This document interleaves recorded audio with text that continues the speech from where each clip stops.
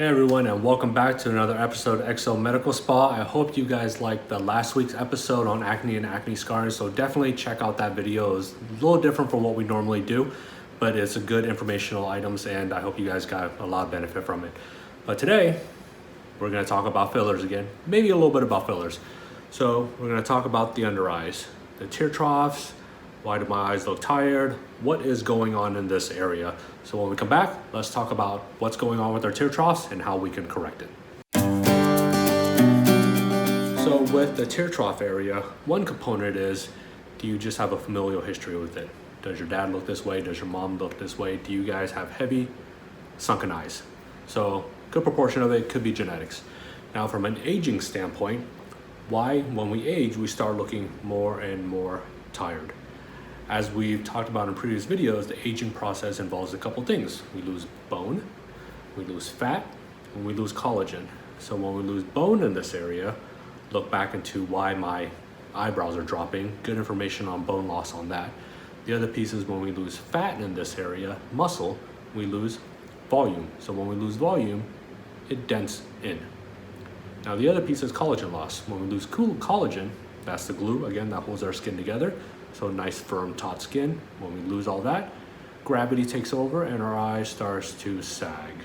So if I get a little closer to you guys, you can see I have a little bit of a hollow there.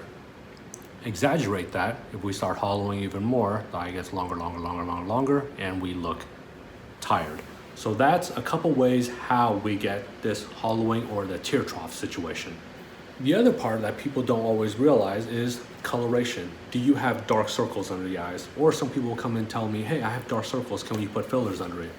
Now that dark circle can be caused by hollowing, because what happens is light play. Light will hit the side of our cheeks that are usually higher, cast a shadow against the valley, that's the tear trough. So high point, low point, you can see right here. You can see that door right there, cast light, put the shadow right under there. Now if I pop this area up with my fingers, you get less shadowing. Whereas on the other side, you can see here, why does this shadowing look different from this one? Because all the light is coming from this side.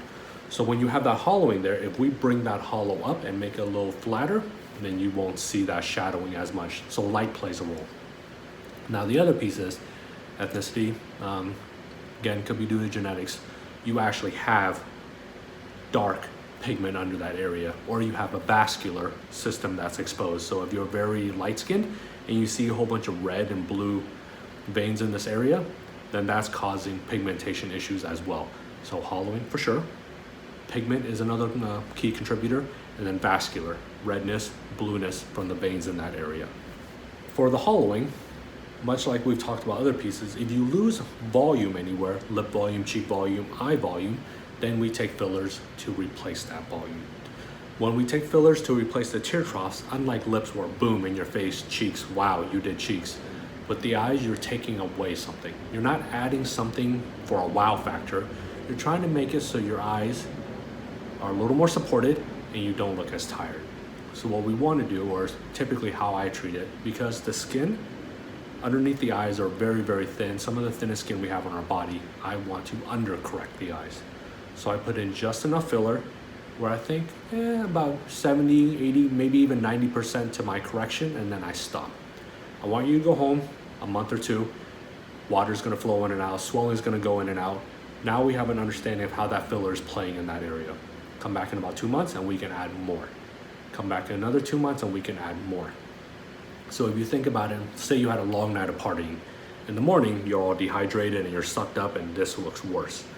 Or the other side is you'll watch a romantic comedy and you'll cry. And the next morning you wake up and you have puffy eyes. Fillers by nature pulls in water. So if I correct you to the point of happiness and you cried the night before or you ate something really, really salty, now you're gonna have a puffy eye. So for me, when I correct the eyes, I want to undercorrect the area, let your body get used to it, let the filler acclimate to your body, and then in the future we can add more. So that's how we take fillers to fill the void in this area. So to elevate it, to ease the transition of light bouncing here and casting a shadow. So replace the divot and also light play as well. Now, if we want to address the pigment part of it, whether it's pigment from dark skin or it's pigment from the vascular that we were talking about, how do we correct that? So in short, if it's a pigment issue, a couple things you can go about doing it. You can do lasers, you can do skin lightening creams, hydroquinone, you can do peels. All those things will help. And you can contact me in La Jolla for our esthetician services. Another treatment that's gotten some traction lately is PRP. So if we remember the vampire facial, we microneedle your face and then we lather PRP on top of it to induce collagen and induce the healing process. What we can do is take PRP and rather than microneedling and lathering on top, we inject it into the eye itself. So it's more of a natural process, but with that PRP, some studies have shown that it helps thicken the collagen, thicken the skin in that area, and maybe build some volume as well without using fillers. So PRP is another thing you can use. Now, if you're light-skinned and you can see the blue or the red veins and arteries in that area, then we can use a laser to collapse it. So we use lasers such as V-beam to help with the rosacea, the red broken capillaries that we see. You can use that V-beam as well and zap under the eyes to help collapse those vessels.